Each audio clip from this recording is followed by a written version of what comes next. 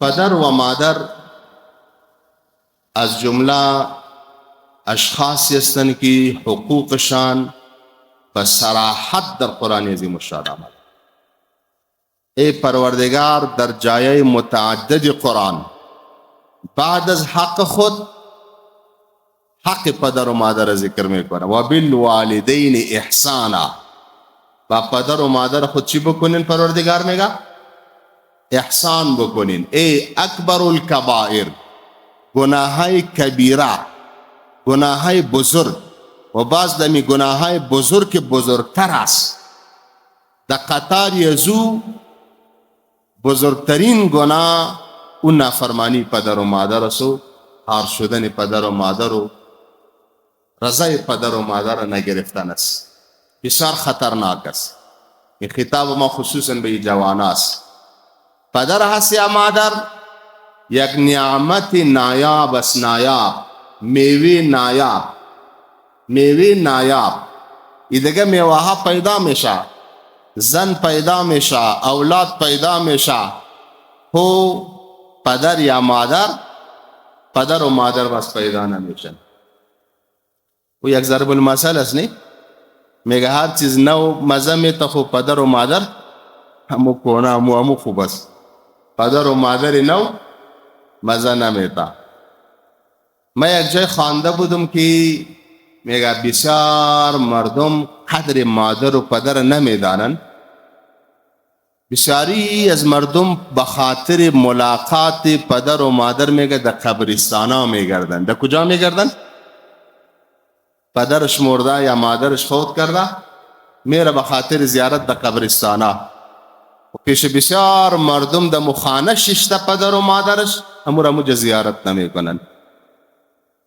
ای حجج، حج عمره است، ثواب حج عمره میته پروردگار با سیل کردن به میروی پدر و مادر. جنت در زیر قدم مادر است. در حدیث می آیا چی مطلب؟ جنت در خدمت مادر. پدر و مادر خدمت کو جنت کمائی. دعای پدر و مادر در حق اولاد اگر دعای نیک هست یا دعای بد هست دایرکت قبول هست، قبول میشه. ما بسیار مثالا داریم دی، بسیار مردمی که نافرمان مادر بودن الله رسوایشان کرده دمی دنیا آخرت خوبان. کدام شخص بود تنها یک مادر داشت در خانه. گفت مادر جان میرم حج. مادر برش گفت که من پیچه سفید ضعیف هستم، باش هر وقت که من مردم باز برو به حج. حال اگر تو به حج بری نان به مکی جور کنه، آوا به مکی جور کنه، چای به مکی جور کنه، در این خانه هیچ کس دیگه نیست جز از خودت. باش که مرا خدمت کنی. گفت برو صحیح به سال خواهد رفت. یک سال پورا شد، سال دیگه باز به مادر خود گفت مادر جان میرم به حج. مادرش باز برش گفت که نسبت به سال گذشته امسال دیگه هم ضعیف شدیم، به خدمت زیاد ضرورت دارم، هر وقت که من مردم باز برم. گفت برو صحیح. این سالم تیر شد، سال دیگه باز گفت مادر جان میرم به حج. بسیار بی عقل بود. حج در مخانه برات ششته و تو میگی کجا میرم؟ مادر از شرم دیگه چیز گفته نتانیست. عیان را میگه چی بیان؟ که خوب میبینی که من در کدام حالات هستم، ضعیف، مریض، تنها و هیچ کسم در خانه همراهیم نیست، به خدمت ضرورت دارم. تو بازم شلستی که میرم کجا؟ میرم به حج. باز که گفت که مادر اجازه بدی که برم به حج. او گفت من چی بگویم بچیم؟ طبیعتت. گفت مادر جان تو نمیموری دیگه، من به حج نرم. تو نمیموری، من به حج نرم. گفت برو. ای برآمد. سابق قافله می رفتن، تا 3 ماه 4 ماه 6 ماه ای حجاج می رسیدن. حالی خود طیاره بیشی 4 ساعت بعد در مکه معظمه یا در مدینه منوره در جده پایینت میکنن در میدان هوایی. سابق یا موترا بود یا قافله بود یا از طریق بحری در کشتی می رفتن. چند ماه در بر می گرفت. باز جای در جای بازار جور می شد، خرید و فروش تجارت هم می کردن. در سفر حج تجارت کدام مشکل شرعی نداره. دی قافله بس پلیس هم می بود و عامر ازی قافله می بود، محکمه می بود، قاضی می بود، کل مشکلات ازی قافله مجهز می بود، مثل که یک شار انتقال میکنه از یک جای به دیگر جای.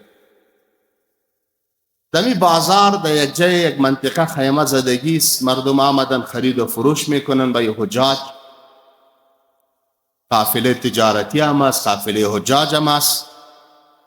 در اثنای ازی یک دو نفر خرید فروش دارن، در خلطگک پیسه سمرایش سابقی پیسه، امی پیسه طلا یا پیسه نقره، امی تو در خلطه از دست زمی دزدی و راهزنی و مشکلات باز به این نوت بدل شد، مثل که رسید است نی کاغذ رسید. این خلطگک پول در دست یک نفر است، یک کسی دیگه می دست میندازه و پول میگریزانه میدوه. از پشت یزی پولیس دویده میبینن که این نفر داخل مسجد میشه یا میدراین که او در نماز استاد است، از دستش میگیرن، همو کار میکنی و میکار، از یک طرف دزدی میکنی و از دیگر طرف در نماز استاد است. این سلام دور داد میگه قسم با الله که ما خبر باشو، ما ثابت کنیم مسجد استادتون. پولیس میگن ما به می چشم سر خود تو رو دیدیم که تو بودی، دست انداخته پول بردی، بیا تو رو میبریم پیش قاضی.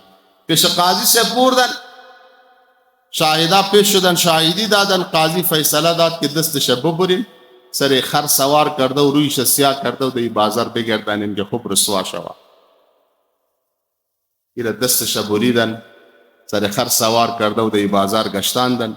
ای چیغ میزنه که یک ذره وقت بتین گپ بزنم، میگنی که مراسم خود اجرا کرد دولت حکومت قاضی سے. پس کل مردم ساده سنی گفت والله بالله ثم تالله، قسم بذات الله که من دزدی را نکردیم، خبرم نیستم، از اول دمی داخل مسجد بودم و ما اهل فهمیدم که ای آزاری کی هست، ما مادری پیچه سفید خود در خانه الا کردیم، مرا آزار مادرم زده، ای رسوایی در نتیجه ازی آمده که دل مادرم آزرده ساختم. گفت هیچ کس ملامت نیست، نه پولیس ملامت است، نه قاضی صاحب ملامت است، نه کسی دیگه ملامت است. ای آزاری کی هست؟ میگه نه سنگ آوایی است. سنگ چیست؟ یک بم آوایی سر ما خورده، هیچ کس ملامت نیست ای راسته. یعنی هدف ما دی بود که عاق شدن به این معنا نیست که پدر یا مادر یا استاد به تو بگویه که تو از طرف ما عاق هستی. یہ سه کلمه است، سه حرف است، عین الف قاف. عین معنی عیب جویی، پدر مادر استاد پیر مرشد یا کسی که حقدار است به تو در غیاب ازو عیب ازو را بگویی. عیب هر انسان داره، کی از عیب خالی است؟ هیچ کس ما از عیب خالی نیست، هر کس عیب داره، هر کس گناهگار هست، هر کس مشکل داره.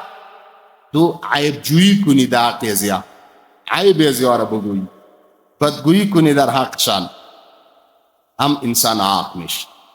الف معنی اذیت، اذیت و تکلیف برسانی بر ازوا، و دلشان اذیت و تکلیف برسا، باز هم انسان عاق میشه. گرچه به دهان نگویا، یگان نفر میگه مرا نگفته که عاق هستی، گرچه به دهان نگویا که تو عاق هستی، باز هم اگر اذیت به پدر و مادر و استاد و پیر و یک کسی که بر تو حقدار است، اگر اذیت و تکلیف از طرف تو بر ازو رسید، یا لسانن و یا هر لحاظ که باشه، باز هم انسان چی میشه؟ عاق میشه. و قاف معنی قار شدن، قاف معنی قار شدن. تو سر پدر و مادر و استاد و پیر و مرشد و یک نفر حقدار سر ازو پتکه کنی، قار شوی که تاریخ شما تیر شده، شما اکسپیر شدین، تقاعد شدین، ذهن شمال 2025 است، 2026 است، زمانه شما نیست. این قار شدن است نی؟ قار شدن، سر ازو سیاست کردن، پتکه کردن، این هم سبب عاق میشه. انسان عاق میشه از پدر و مادر و استاد، عاق میشه. عاق بسیار خطرناک است. نافرمانی پدر و مادر این سبب عاق شدن انسان است. عاق معنی نافرمانی. سرکشی، سرپیچی و انسان باز نه در دنیا روز خوب میبینه و نه در آخرت.